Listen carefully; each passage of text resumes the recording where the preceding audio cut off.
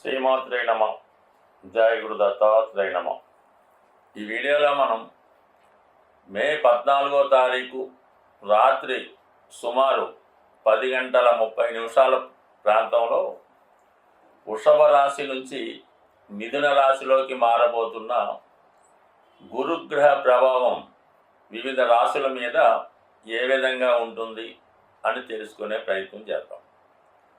ముఖ్యంగా గురువు అత్యంత శుభగ్రహం. గురువు యొక్క కారకత్వాలు సంతానకారకుడు, ధనకారకుడు, జ్ఞానకారకుడు. అలాగే మనం గత జన్మలో చేసుకున్నటువంటి పుణ్య ఫలితాన్ని ఈ జన్మలో మనకు అందించే ప్రయత్నం గురుగ్రహం వల్ల జరుగుతూ ఉంటుంది. మనం ఈ జన్మలో చేసుకున్నటువంటి పుణ్య కార్యక్రమాలు, ధర్మ కార్యక్రమాలన్నీ కూడా గురువు మనకి వేరే రూపంలో అనుగ్రహించడం జరుగుతూ ఉంటుంది. అలాగే గురువు ఒక శుభగ్రహ రాశిలోకి ప్రవేశించినప్పుడు ఆ శుభగ్రహం యొక్క రాశి ఫలితాలను కూడా కలిపి మనకి అందించడం జరుగుతూ ఉంటుంది. మరి ఇప్పుడు గురువు ప్రవేశిస్తబోతున్నటువంటి మిథున రాశి, అది బుధుని యొక్క స్వక్షేత్రం. బుధుడు ఒక విద్యార్థి లాంటి వాడు అన్నమాట. చాలా యువకుడు అవటం వల్ల విద్యార్థిగా ప్రతిదీ తెలుసుకునే ప్రయత్నం బుధుడు చేయడం జరుగుతూ ఉంటుంది. అలాగే విద్య, ఉన్నత విద్య, టెక్నాలజీ బుధుడు కారకత్వాల్లో ఉంటాయి.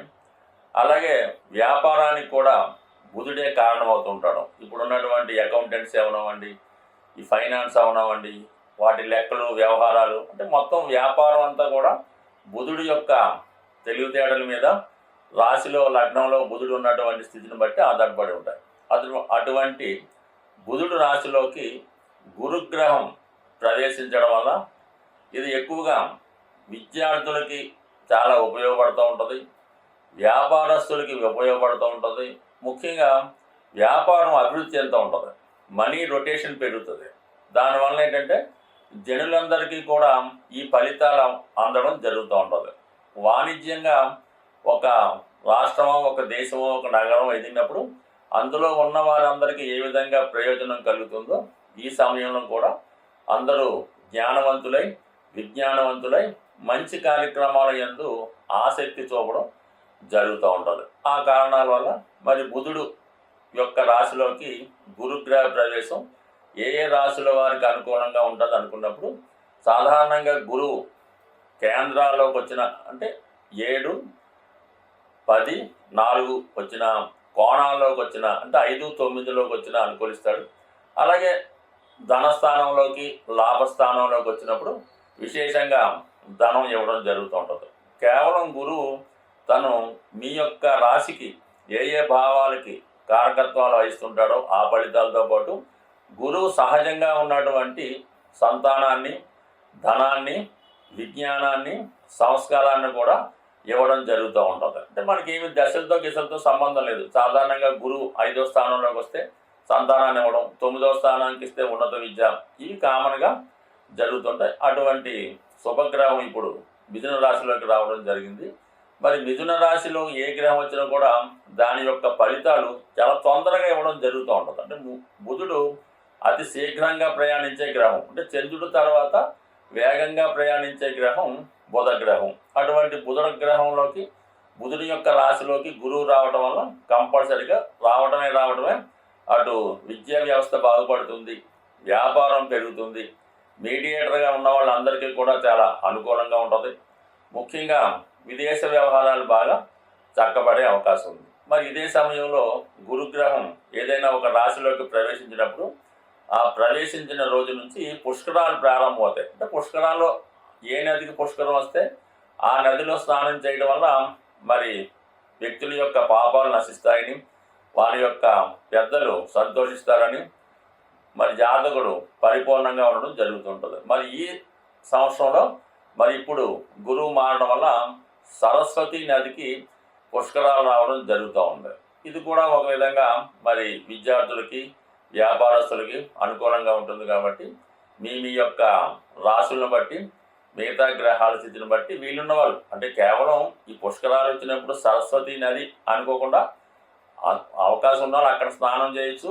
లేని వాళ్ళు ఆ 12 రోజుల్లో ఏదో ఒక పుణ్య నదిలో కూడా మనం స్నానం చేసినా ఆ ఫలితం మిగతా వాళ్ళందరికీ కూడా రావడం జరుగుతుంటుంది. కాబట్టి ఇది ఒక రెమెడీ లాగమాట. మనం ఏదన్నా గురుగ్రహం అనుగ్రహం కావాలంటే ఈ పుష్కరాలు జరిగే సమయంలో నదీ స్నానం చేయడం వల్ల జాతకుడి యొక్క పుణ్యం మరింత బలమై జాతకుడు ఇంకా ఆరోగ్యంగా, ఐశ్వర్యంగా, ఆనందంగా ఉండే అవకాశం ఉంటుంది. వృషభ రాశి వారికి గురుగ్రహం మిథున రాశిలో ప్రవేశించడం అంటే వీరికి మిత్రస్థానం మరియు ధనస్థానంలో మారడం జరిగింది.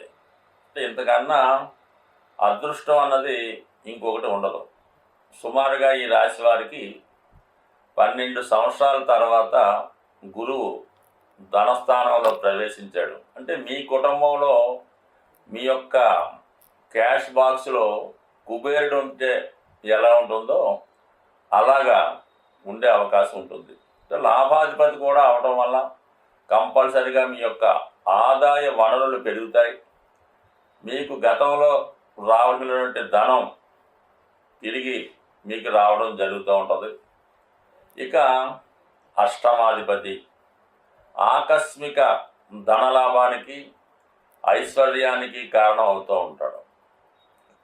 అందువల్ల ఏంటంటే గురువు యాక్చువల్గా ధనకారకుడు అయ్యాడు.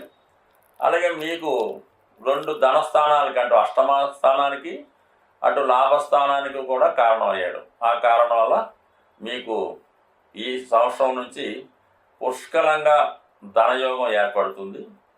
తర్వాత ఏంటంటే శుభకార్యాలు, ఏదో ఒక శుభకార్యం మీ కుటుంబంలో జరుగుతుంది. అంటే ఏ విధంగా? గురువు ఏ భావంలో ఉంటే ఆ భావాన్ని ఎక్స్పెండ్ చేయడం జరుగుతూ ఉంటుంది, పెంచుతూ ఉంటాడు అన్నమాట. అంటే కుటుంబం యొక్క సంఖ్య పెరుగుతుంది. ఏ విధంగా పెరుగుతుంది? మీకు సంతానం కలగడం ద్వారా, మీ సంతానానికి వివాహం ద్వారా, లేదంటే మీ సంతానానికి సంతానం కలగడం ద్వారా మీ యొక్క కుటుంబం అభివృద్ధి చెందుతూ ఉంటుంది. సాధారణంగా ఈ సమయంలో మీ కుటుంబంలో ఎవరైనా జన్మిస్తే అది మీకు అదృష్టంగా మారే అవకాశం ఉన్నది. సో ఆ కారణం వల్ల మీ యొక్క సంతానం వివాహం కానీ, సంతానం కొరకు కానీ సిన్సియర్గా ప్రయత్నం చేస్తే అదృష్టవశాత్తు మీ కుటుంబాన్ని ఉద్ధరించే సంతానం కలిగే అవకాశం ఉంటుంది. ఇక దాని తర్వాత ఏంటంటే అష్టమాధిపతిగా ధనస్థానంలో ఉన్నప్పుడు ఒక విధంగా ఒక చెడు కార్యక్రమం ద్వారా, అంటే అది చెడు జరిగిన తర్వాత మీకు లాభాన్ని ఇవ్వడం జరుగుతూ ఉంటుంది. అంటే అష్టమం కాబట్టి ఏదో పెద్దవాళ్ళు మీకు ఏదన్నా వీలునామా రాసి వారు కారం చేయడం వల్ల ఆ ధనము, ఆ ఆస్తితో మీకు రావడం జరుగుతూ ఉంటుంది. లేదంటే ఇన్సూరెన్స్ ద్వారా పెద్దవారు ఏమైనా ఇన్సూరెన్స్ చేసి ఉంటే ఆ ఇన్సూరెన్స్ ధనం మీకు వచ్చే అవకాశం ఉన్నది. ఏదైనా ఆకస్మికంగా వచ్చే ధనం చాలా వరకు అది అధికంగానే ఉండే అవకాశం ఉంది. ఎందుకంటే సహజ భాగ్యస్థానం ధనుసు రాశి మీకు అష్టమ రాశి అయింది. సో ఆ కారణం వల్ల ఒక మంచి సంపద మీకు రావడం జరుగుతుంది. ఇంకా లాభాధిపతి అన్నప్పుడు అది మీనరాశి అవ్వడం వల్ల మీరు చేసిన పుణ్య కార్యక్రమాల ద్వారా మీ యొక్క తోడబుట్టిన వారు, మీకన్నా పెద్దవారు ఎవరన్నా ఉన్నా గురు సమాన వ్యక్తులు లాంటి వాళ్ళు కంపల్సరిగా, అంటే ధనలాభం అన్నది కేవలం ధనమే కాకుండా వారి యొక్క మంచి విజ్ఞానాన్ని మీకు అందివ్వచ్చు. మీ కుటుంబానికి ఒక మంచి జరగాలని ఒక పూజా కార్యక్రమం చేపట్టవచ్చు. లేదంటే మీకు అదృష్టాన్ని కలిగించే ఒక వస్తువు లాంటిది కూడా మీకు లభించవచ్చు. సో ఏదైనా అదృష్టం రాబోతుంది. ఇక 2వ స్థానంలో ఉన్నటువంటి గురువు అష్టమ స్థానాన్ని వీక్షిస్తాడు. అష్టమం అనేది ఇందాక అనుకున్నట్టు ఐశ్వర్యాన్ని కలిగించే అవకాశం ఉంది. స్త్రీలకి సౌభాగ్య యోగాన్ని ఇవ్వడం జరుగుతూ ఉంటుంది. అలాగే మామూలుగా అందరూ కూడా మీ యొక్క నడవడిక, మీ యొక్క క్యారెక్టర్ని మార్చుకునే ప్రయత్నం చేస్తూ ఉంటారు. అంటే చిన్న చిన్నగా కొంతమందికి ఎంత గొప్పవాడి కన్నా ఏదో ఒక బలహీనత ఉంటుంది. ఆ బలహీనతని చాలామంది ఏం చేస్తారంటే దాన్ని హైప్ చేసి ఆ పేరుతో మిమ్మల్ని పిలవడం జరుగుతూ ఉంటుంది. ఈ విధంగా అష్టమంలో మన బలహీనతలు, మన వ్యసనాలు కూడా చెప్తూ ఉంటారు. ఇప్పుడు అటువంటి బలహీనతల నుంచి, వ్యసనాల నుంచి బయటపడి దానికి సంబంధించినటువంటి బ్యాడ్ నేమ్ లాంటిది ఏమైనా ఉంటే మీరు దాన్ని తొలగించుకోవడానికి, మిమ్మల్ని మంచి మార్గంలో పెట్టడానికి విజ్ఞానవంతమైనటువంటి గ్రంథాలు తెలుసుకొని దాంట్లో సారాన్ని అర్థం చేసుకొని చక్కగా మంచి వ్యక్తిగా మారడానికి ఈ ధనస్థానంలో ఉన్నటువంటి గురువు అష్టమాన్ని వీక్షించడం వల్ల మిమ్మల్ని ఒక సాంప్రదాయ వ్యక్తిగా, సంస్కారవంతుడిగా మార్చే అవకాశం ఉన్నది. ఇక 2వ స్థానంలో ఉన్నటువంటి గురువు 2, 6, 10 స్థానాల్ని బలపరుస్తాడు. అంటే ఇవి ధనస్థానాలు, వృత్తికి సంబంధించినవి. 6వ స్థానం అన్నది సర్వీస్. మీరు ఎంత కష్టపడతారు, మీకెంత పనిచేసే వాళ్ళు మీకెంత లాయల్గా పనిచేస్తారు, వృత్తిలో మనం ఎంత ప్రతిఫలాన్ని పొందగలం, ఎంత నిజాయితీగా ఉండగలం, ఇవన్నీ 6వ స్థానాన్ని బట్టి చెప్తూ ఉంటాయి. అంటే కొన్ని సందర్భాల్లో అనారోగ్యాన్ని, ఆరోగ్యాన్ని కూడా చెప్తుంటాయి. బట్ ఏదైనా వృత్తి విషయంలో చాలా సిన్సియర్గా ఉంటారు. మరి దశమాన్ని గురువు వీక్షించడం అంటే కంపల్సరీగా వృత్తిలో ఉన్నటువంటి లోపాలని సరి చేసుకొని చాలా చక్కగా మీరు కొత్తగా పనిలో కొత్త విషయాలు తెలుసుకొని మీ యొక్క అధికారుల్ని మెప్పించే విధంగా అర్హత సంపాదిస్తారు. అలాగే ఒక మంచి ఉద్యోగిగా పేరు తెచ్చుకునే అవకాశం ఉంది. బట్ ఇవన్నీ పక్కన పెడితే మరి మన వృషభ రాశి వారికి అధికమైనటువంటి సంపద, ఐశ్వర్యం లభించబోతుంది. స్వస్తి. గురువు ఏ భావంలో ఉన్నప్పటికీ కూడా ఆ గురుగ్రహానికి సంబంధించినటువంటి పరిహారం చేసుకుంటే కంపల్సరిగా గురువు మంచి ఫలితాన్ని ఇవ్వడం జరుగుతూ ఉంటుంది. చెడ్డ ఫలితం రాకుండా కాపాడడం జరుగుతూ ఉంటుంది. అంటే గురువు మరి అంటేనే అందులోనే పేరులోనే ఉంది గురువు. మీకు విద్య నేర్పిన గురువు, మీ తల్లిదండ్రులు, వీళ్ళని పూజించడం వల్ల గురుగ్రహ అనుగ్రహం పొందుతారు. అంటే మరి ఈ రోజుల్లో అది చాలామందికి నచ్చని వరడం. దానివల్ల కనీసం వాళ్ళని పూజించడం అంటే పువ్వులతో ఏం పాదాలకి నమస్కారం పెట్టక్కర్లేదు, వాళ్ళని గౌరవప్రదంగా చూస్తే సరిపోతుంది. మీకు వీలుంటే వారికి కావాల్సినటువంటి సదుపాయాలు చూస్తూ వారు మనసు కష్టపెట్టకుండా ఉంటే చాలు. ఏదో చదువుకొని మంచి మార్కులు తెచ్చుకోవడం, ఏదన్నా వాళ్ళు జాగ్రత్తగా వాళ్ళకి మనసు కట్టబెట్టకుండా చూస్తే సరిపోతుంది. ఇది కామన్గా ఇప్పుడు జరిగే పనులు కాదు. కానీ ముఖ్యంగా దత్తాత్రేయుడు త్రిమూర్తి స్వరూపమైనటువంటి దత్తక్షేత్రాన్ని దర్శించి చక్కగా ఆ దత్తుడిని పూజించవచ్చు. లేదా రాఘవేంద్ర స్వామి, లేదా మన షిరిడి సాయిబాబా వారు, వీళ్ళని ఆశ్రయించి చక్కగా గురుసేవ చేసుకుంటూ ప్రశాంతంగా ఉంటూ అదొక చేసుకోవచ్చు. అంటే గురు చరిత్ర చదువుకోవడం, ఆ గురు చరిత్రలో చెప్పిన విధంగా నడుచుకోవడం, ఇది కూడా గురుగ్రహ అనుగ్రహానికి కారణమవుతూ ఉంటుంది. వీటన్నిటికన్నా ది బెస్ట్ ఏంటంటే ఏదైనా గురువారం రోజు గోశాలను సందర్శించి అక్కడ ఆ గోశాలని శుభ్రంగా తుడిసి అక్కడ ఉన్నటువంటి చెత్త చెదారం తొలగించి దోమలు ఈగలు రాకుండా శుభ్రంగా ఏదో కూలరో ఫ్యానో ఏర్పాటు చేసి సంవత్సరం కోసారన్నా ఆ గోరక్షణ చేయడం వల్ల, గోవుకి శుభ్రంగా స్నానం చేయించడం వల్ల, గోవుకి అనేక రకాల పదార్థాలు ఏమి అక్కర్లేదు కానీ చక్కగా పచ్చగడ్డి పెట్టడం వల్ల మీకు విద్య కావలసిన వాడు పచ్చగడ్డి పెట్టండి, ధనం కావలసిన వారు తోటకూర పెట్టండి, అలాగే ఆరోగ్యం కావలసిన వారు నానబెట్టిన శనగలు పెట్టండి.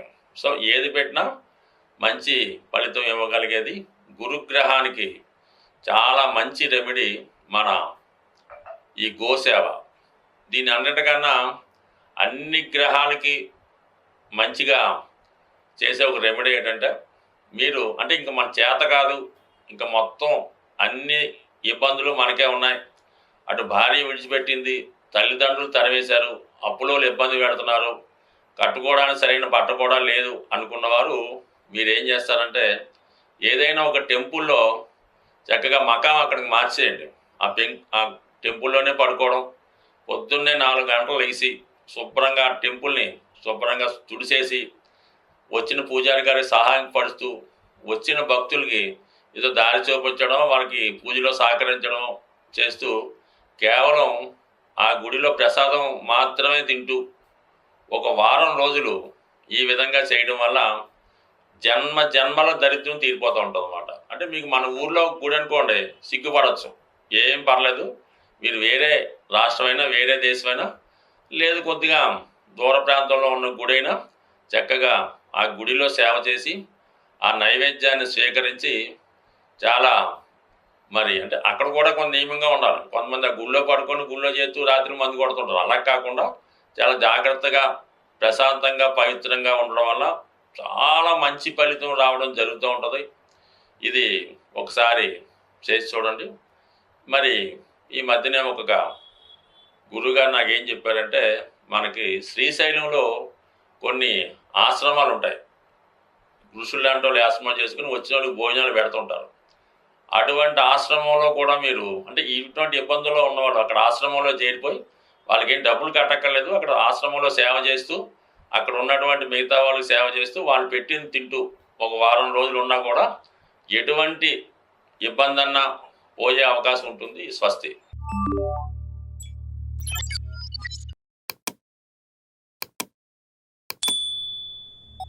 you